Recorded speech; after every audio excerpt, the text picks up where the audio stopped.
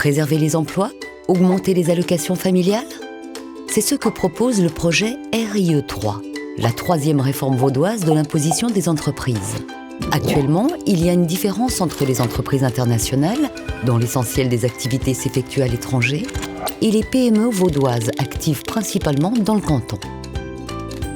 Les premières bénéficient actuellement d'un taux d'imposition réduit compris entre 10 et 11%, alors que les secondes sont soumises à un taux de 22%.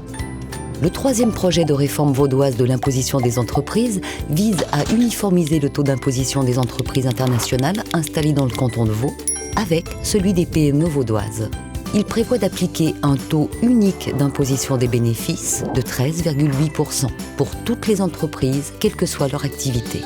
Soutenu par l'ensemble du Conseil d'État et la majorité du Grand Conseil, droite, centre et gauche réunis, ainsi que par les organisations économiques et certains syndicats, le projet RIE 3 est un bon compromis qui entraîne une hausse acceptable de la charge fiscale des entreprises internationales.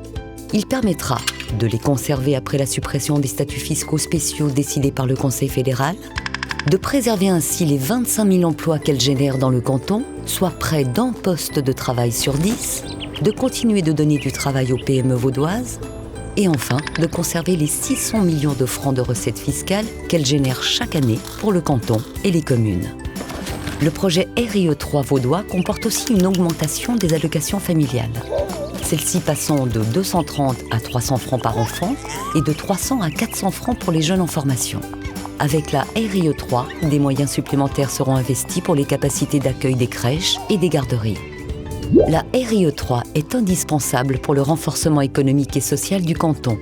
C'est pourquoi on votera oui le 20 mars prochain, oui à la RIE 3, oui à l'équilibre fiscal.